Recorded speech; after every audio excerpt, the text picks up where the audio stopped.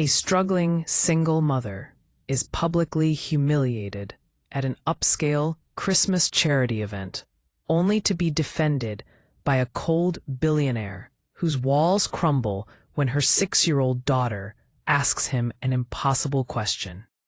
When corporate sabotage threatens everything he's built, the woman he dismissed reveals a hidden strength that changes all their lives forever.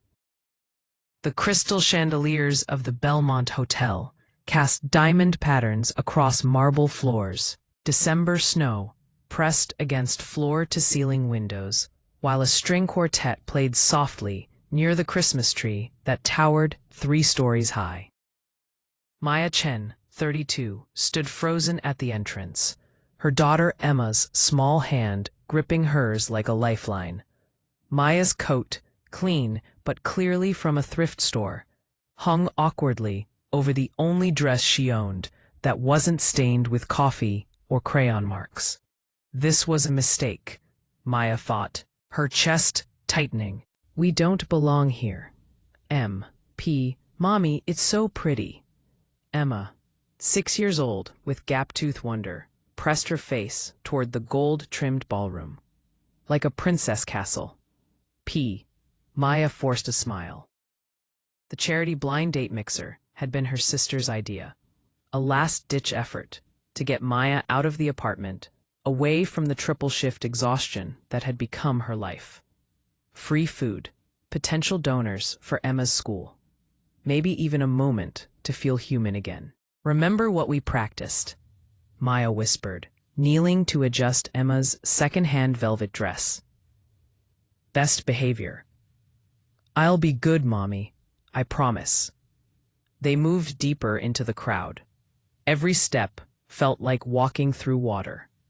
The women here wore gowns that cost more than Maya's monthly rent. The men's watches could probably pay off her student loans. Across the room, Alexander Hartwell, 36, stood with a champagne flute he hadn't touched. His jaw tight with practiced boredom. Founder and CEO of Hartwell Industries, worth an estimated $2.3 billion. He'd been cornered by his COO into attending this relationship-building opportunity. He hated every second of it. His assistant had set him up with someone named Maya, table 7. He scanned the room with the same cold efficiency he used in boardrooms, looking for an excuse to leave early. Then he saw her. She didn't glide like the other women. She moved carefully, protectively, a little girl bouncing beside her with unfiltered joy that seemed almost alien in this space of controlled smiles and calculated networking. Number 47, he thought, reading her name tag. Maya Chen. Alexander approached their assigned table with the warmth of a tax audit. Miss Chen. He didn't extend his hand. Maya looked up, and for a moment, Alexander saw something flicker across her face.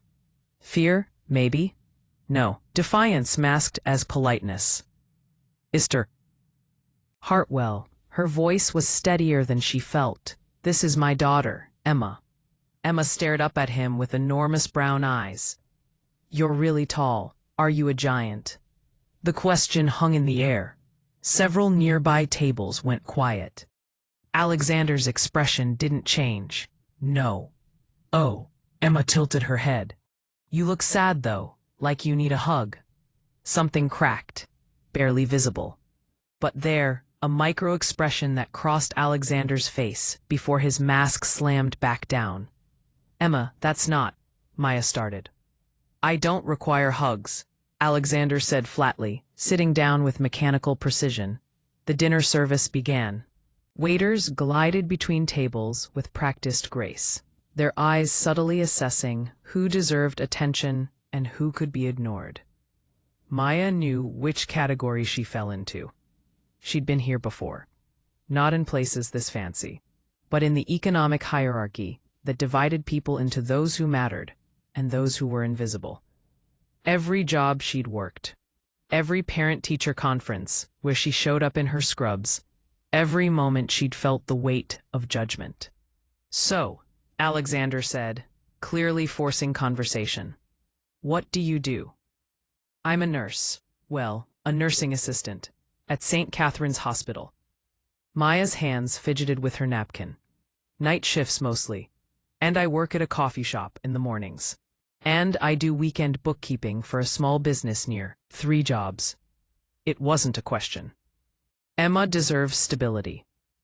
Daddy left, Emma announced cheerfully, oblivious to the grenade she'd just dropped. But Mommy says that's okay because we're a team, right, Mommy? Maya's face flushed. Emma. It's fine. But the little girl's honesty had done something.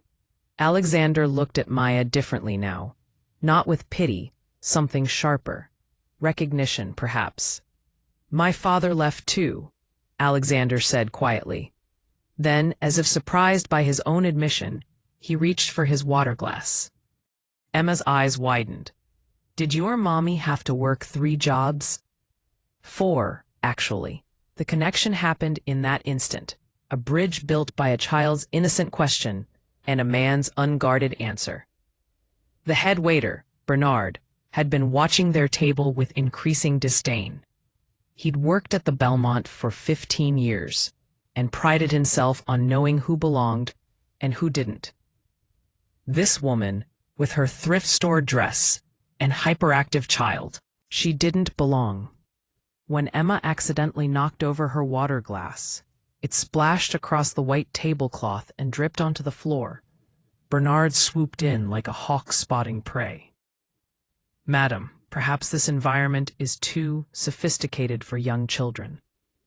Maya grabbed napkins, her face burning. I'm so sorry, we'll clean. The Belmont maintains certain standards. His voice carried just enough to turn heads at neighboring tables. This event is for serious donors and professionals, not. He didn't finish the sentence. He didn't have to. Not what? Maya's voice was steel, wrapped in velvet. Emma's eyes filled with tears. I didn't mean to, Mommy. I'm sorry. Something in Alexander's chest twisted painfully. He watched this little girl, this brave, innocent little girl, crumble under the weight of adult cruelty, and suddenly, he wasn't in the Belmont anymore. He was 8 years old, being told by a country club manager that his mother's cleaning uniform meant they needed to use the service entrance. Alexander Hartwell stood. Every eye in the room turned. Bernard, is it? The waiter's confidence wavered. Mr. Hartwell, do you know who I am? Of course, sir. You're one of our most valued. Then you know I donated the money that renovated this ballroom. The same ballroom you're using to humiliate a 6-year-old child over a glass of water. Silence crashed across the room like a tidal wave. I believe Miss Chen and her daughter are exactly the kind of people this charity event was meant to support. Unless you're suggesting that struggling parents don't deserve dignity. Bernard's face went pale. Sir, I never meant... You meant exactly what you said. Alexander's voice was glacial. Apologize, now. I apologize, madam, miss. Maya couldn't breathe. No one had stood up for her like this. Not her ex-husband, not her family. Definitely not a billionaire who barely knew her name. Emma tugged Alexander's sleeve. Thank you, Mr. Giant. And there it was again, that crack in his armor, wider now. You're welcome, Emma. From a corner table, Victoria Hartwell watched her brother's defense of this nobody with calculating interest. Alexander's half-sister, VP of Operations, she'd been quietly plotting to seize control of Hartwell Industries for 2 years. This was unexpected and potentially useful. She leaned toward Marcus Webb, the company's CFO and her secret ally. Get me everything on Maya Chen. Background, finances, vulnerabilities, all of it. Marcus raised an eyebrow. You think she's a threat? I think Alexander's distracted. That makes her an opportunity. 20 minutes later, the charity auction was in full swing. A diamond necklace, a vacation package to Bali, a private dinner with a celebrity chef. Then Gerald Morrison, a prominent investor and Alexander's potential partner on a $400 million deal, clutched his chest and collapsed. Panic rippled through the crowd. Someone screamed. People backed away, like Morrison's heart attack might be contagious. "Call 911, someone shouted. But Maya was already moving.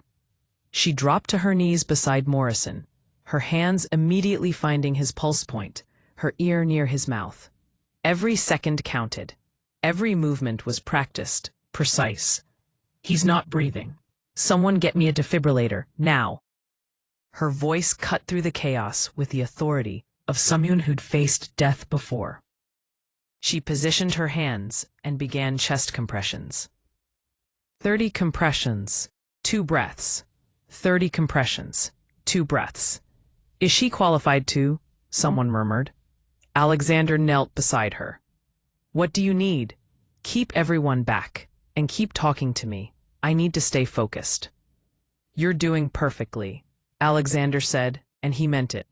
This woman who'd been humiliated minutes ago was now commanding the entire room with nothing but competence and courage.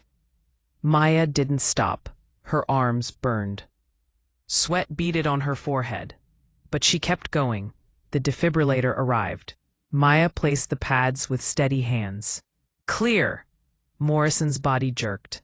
Nothing. "Clear!" This time, the monitor beeped. Pulse established. The ambulance arrived minutes later, but Maya had already saved his life. In the chaos that followed, Maya found herself shaking in a quiet corner. Emma was with an event coordinator, distracted by cookies and hot chocolate. Maya's adrenaline was crashing hard. "Hey," Alexander appeared with a glass of water. "You okay?" "I'm fine. Just, that never gets easier." "How long have you been a nurse?" "Nursing assistant. 8 years. I was in nursing school, almost finished, when..." She stopped, walls going up. "When your husband left?" Maya's laugh was bitter. "When my husband emptied our bank account and disappeared. I had Emma, student loans, and 6 months left in my program. Had to drop out to work full-time. I keep telling myself I'll go back someday, but someday keeps getting further away." Alexander sat beside her, and for the first time all evening, he looked genuinely present. "That's why you work 3 jobs. Emma deserves better than I had. She deserves dance classes and birthday parties and a college fund. She deserves a mother who isn't always exhausted." Maya's voice cracked. "She deserves everything. She has you. That's everything." Maya looked at him. Really looked. Beneath the expensive suit and cold exterior was something raw and real. "Why did you defend us?" she asked softly. "You didn't have to." "My mother raised me alone. She worked impossible hours, sacrificed everything, so I could have opportunities she never had." When that waiter looked at Emma, Alexander's jaw tightened. "I saw every person who ever looked at us like we were less than human. I wasn't going to let him do that to you." Emma appeared, chocolate smeared on her cheek. "Mommy, they have a whole room with toys. Can we stay forever?" Maya laughed, wiping her daughter's face. "We should probably go home, sweetie." "Wait." Alexander pulled out his phone, fingers moving with purpose. "Maya, I need to ask you something, and I know it's going to sound strange. Okay? Gerald Morrison is one of my most important investors. You saved his life tonight. The deal we're negotiating could change the trajectory of my company, and he's a man who values loyalty, character, and decisive action." Alexander took a breath. "He's hosting a private event next Friday, a weekend retreat for key stakeholders. I'd like you and Emma to come, as my guests." Maya stared. "I don't understand. You showed more grace and competence tonight than half the people in this room combined. I think you're someone worth knowing." "Is this pity?" "This is respect. Emma tugged Alexander's hand. Will there be toys? An entire playroom. Then we should go, Mommy. Maya wanted to say no. This was crazy. This was a fairy tale, and fairy tales didn't happen to women like her. But Alexander was looking at her with something that felt like hope, and it had been so long since anyone had looked at her like that. Okay, yes, we'll come. Morrison's estate was absurd in its luxury. A Georgian mansion on 50 acres with gardens that looked like they'd been stolen from Versailles, and a reflecting pool that mirrored the winter sky. Maya felt every mile of distance between her studio apartment and this world. But Alexander stayed close, not hovering, anchoring. Breathe, he said quietly as they entered the grand foyer. You saved this man's life. You belong here more than anyone. Emma, blessedly oblivious to class politics, immediately ran toward an enormous Christmas tree. Mommy, look, it touches the ceiling. Gerald Morrison descended the staircase, his wife beside him. He looked older than he had at the gala, but alive, so beautifully, improbably alive. You must be Maya. Morrison took her hand gently. My doctor told me what you did. You didn't hesitate. You saved my life with your bare hands and your training. Maya's throat tightened. I'm glad I was there. So am I. Morrison smiled at Emma. And who is this lovely young lady? I'm Emma. I'm 6. Do you like unicorns? I have a granddaughter about your age. She loves unicorns. Would you like to meet her? Just like that, Emma was whisked away by Morrison's wife, chattering happily about her favorite colors. That evening, a small group gathered for dinner.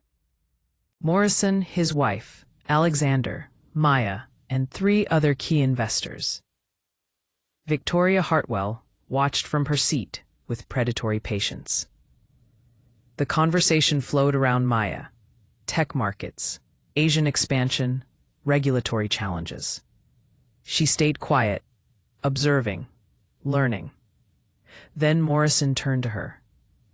Alexander tells me you're a nursing assistant, that you work 3 jobs to support your daughter.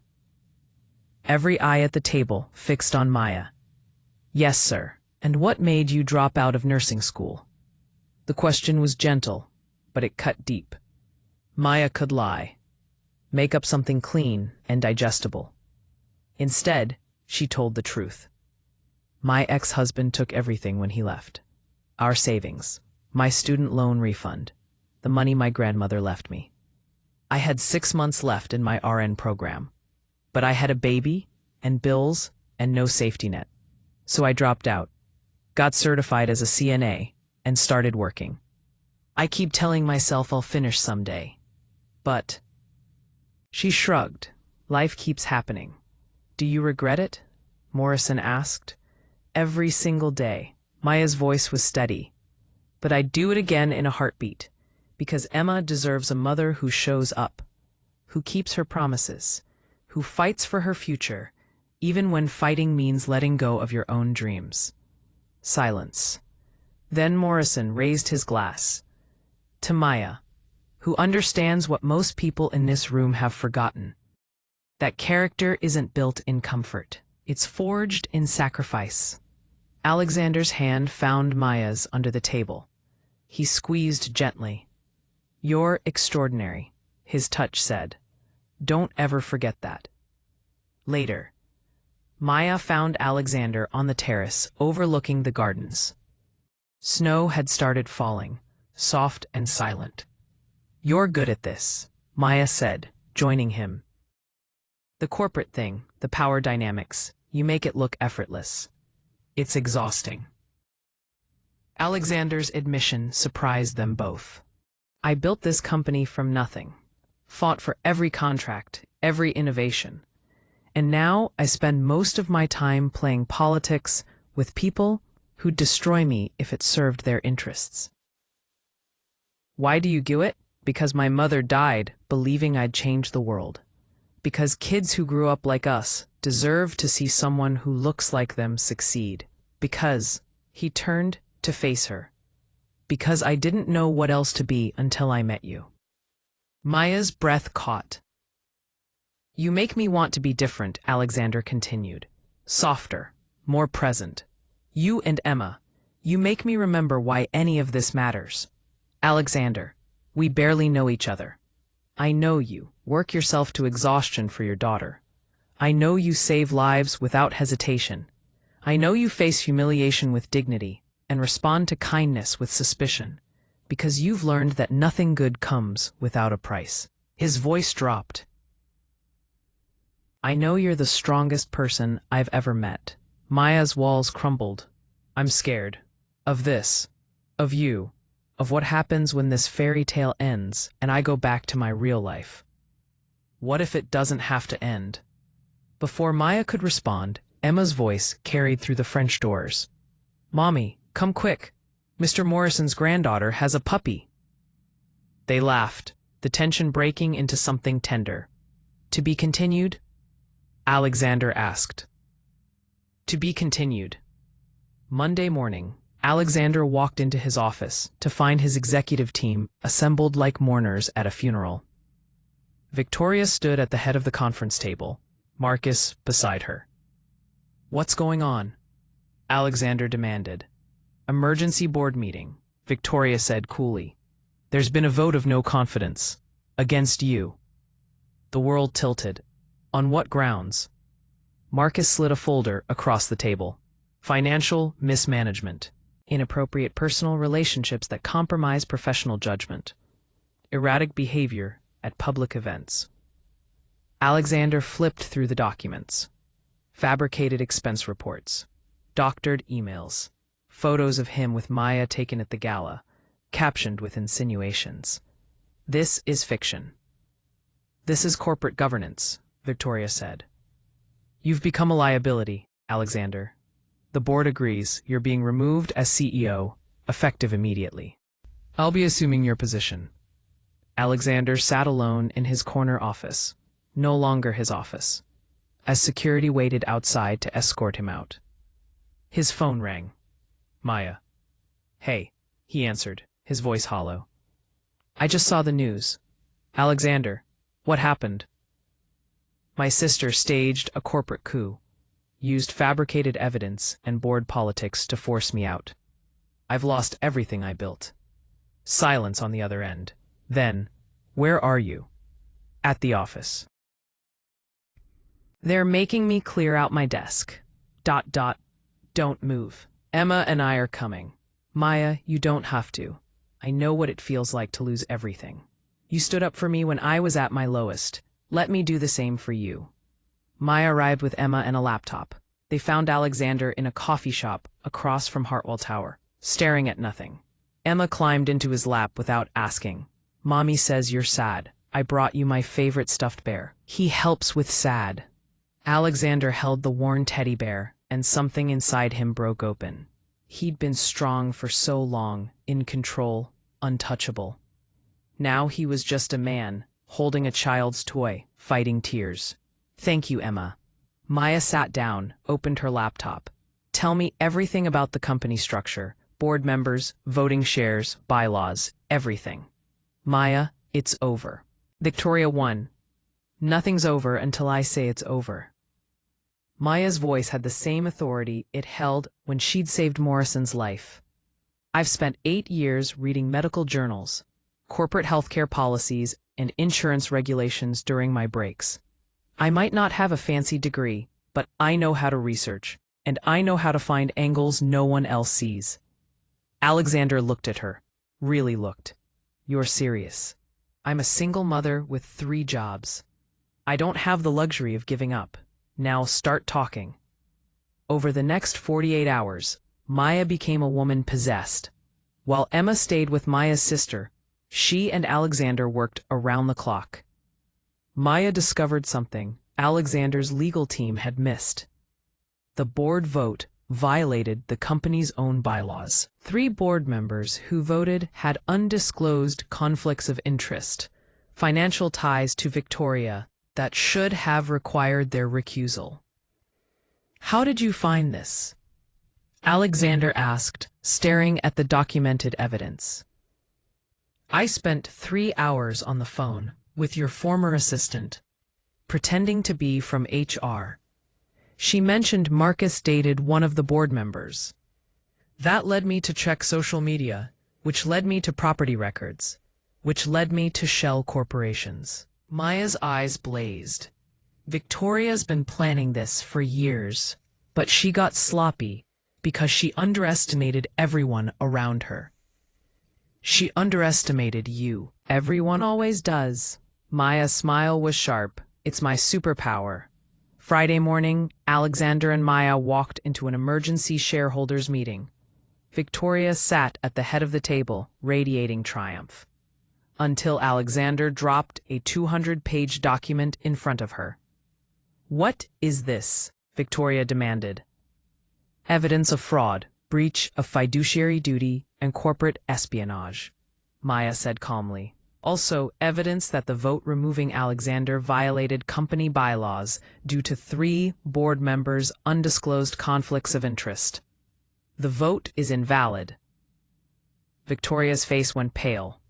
"Who the hell are you?" "Someone you dismissed. Big mistake." Alexander stepped forward. "I'm calling for an immediate vote. Either the board reinstates me as CEO and removes Victoria from all positions, or I take this evidence to the SEC and we all spend the next 5 years in legal hell. Your choice." Morrison, attending via video conference, spoke first. "I vote to reinstate Alexander and to remove Victoria permanently." One by one, the board members voted, some reluctantly, some with relief. When it was over, Victoria stared at Maya with pure hatred. "You destroyed my life." "No," Maya said softly. "You destroyed your own life when you chose cruelty over character. I just documented it." That evening, Alexander and Maya stood in his office, his again, watching the sunset paint the city gold. "I can't believe you did that," Alexander said. "I can't believe you thought I wouldn't." "Maya," he turned to face her. "These past weeks, you challenged everything I thought I knew. About business, about family, about what matters. You and Emma, you've given me something I didn't know I was missing." "What's that?" "A reason to come home." Maya's eyes filled with tears. "Alexander, I'm still a broke, single mom with 3 jobs and a mountain of debt. Your world and mine are the same world now, if you'll let them be." 3 months later, Emma's 7th birthday party filled a private room at the Children's Museum. Not because Maya could afford it, because Alexander had insisted. But more than that, because they'd become a strange, imperfect, beautiful family. As Emma tore through presents, Alexander pulled Maya aside. "I have something for you." "Alexander, you've already done too much. It's a scholarship. Full tuition to finish your nursing degree. I've arranged your work schedule with the hospital director. You'll go part-time, keep your benefits, and have time for classes." Maya's hands flew to her mouth. "I can't accept." "Yes, you can. You saved my company. You saved my life. Let me help you save your dreams." "I don't know what to say." "Say you'll have dinner with me. Real dinner, not corporate strategy sessions. Just us, figuring out what this is." Emma appeared, tugging both their hands. "What are you guys talking about?" "Mommy's going back to school," Alexander said. "To be a real nurse?" Emma's eyes went wide. "To be a real nurse." "And you'll help her?" Emma asked Alexander seriously. "I'll help her." "Good." Emma nodded with the gravity of someone much older. "Because Mommy deserves all the help. She's the best mommy in the world." "She is," Alexander agreed, looking at Maya. "She absolutely is." Maya walked across the stage in her crisp, white nursing school uniform, diploma in hand. The auditorium erupted in applause. Emma stood on her chair, screaming, "That's my mommy," at top volume. Alexander sat beside her, not even trying to hide his tears. After the ceremony, they walked through the park near Maya's old apartment. She'd moved to a better place now, one with 2 bedrooms and actual heat, and Emma ran ahead, chasing pigeons. "Thank you," Maya said, "for believing in me when I'd stopped believing in myself. Thank you for teaching me what courage actually looks like, for showing me that strength isn't about never falling. It's about getting up every single time." They walked in comfortable silence, hands intertwined. "So what happens now?" Maya asked. "Now we keep building. You finish your degree. I rebuild the company the right way. Emma keeps asking impossible questions that make us better people. And us." Alexander stopped walking, turning to face her. "Us? We take it one day at a time. No pressure. No fairy tale expectations. Just 2 people who found each other in the messiest, most improbable way, trying to build something real." Emma ran back, grabbing both their hands. "Can we get ice cream?" "It's almost dinner time," Maya protested. "Ice cream before dinner it is," Alexander said solemnly. "You're terrible for her discipline." "I'm learning from the best." They walked toward the ice cream shop. 3 people who'd been broken in different ways, now healing together. Emma swung between them, laughing with pure joy. And Maya thought, this is what happiness feels like. Not perfect, not easy, but real. 1 year later, Maya stood in her hospital scrubs, RN badge gleaming on her chest, finishing a shift. She'd saved 3 lives that week. She'd aced her boards. She'd proven every person who doubted her wrong. Alexander waited outside the hospital, Emma beside him. "How was your shift, Nurse Chen?" "Exhausting. Incredible. Everything I fought for." Emma held out a small box, giggling. Alexander said, "I get to be part of this." Maya opened it. Inside was a simple silver ring with 3 interlocking bands. "One for you, one for Emma, one for me," Alexander explained. "Not an engagement ring, not yet, but a promise that we're in this together, that family isn't about perfection, it's about showing up, that I love you both more than I knew it was possible to love anyone." Maya's hands shook. "Alexander, you don't have to answer now. I just wanted you to know. You saved my life in every way that matters, and I plan to spend the rest of mine making sure you never doubt your worth again." Emma tugged his hand. "Does this mean you're going to be my daddy?" "Only if your mom says yes." Emma turned to Maya with those enormous eyes. "Can he, Mommy? Please? He reads the best bedtime stories, and he lets me win at checkers, and he looks at you like you're made of magic." Maya laughed through tears. "Is that so?" "You are made of magic," Alexander said quietly. "You just couldn't see it until someone held up a mirror." Maya slipped the ring on her finger. It fit perfectly. "Yes," she whispered, "to all of it, to the promise, to the family, to this beautiful, improbable life we're building together." Emma squealed, launching herself at both of them. They stood there in the hospital parking lot as snow began to fall. 3 people who'd been strangers a year ago, now inseparable. And for the first time in longer than she could remember, Maya Chen felt something she'd thought she'd lost forever. Hope. Pure, unshakable, radiant hope. Not because a rich man had saved her, but because she'd saved herself. And in doing so, she'd shown him how to be saved too. Some families are born, some are built, and some are forged in moments when strangers choose to see each other's humanity and refuse to look away.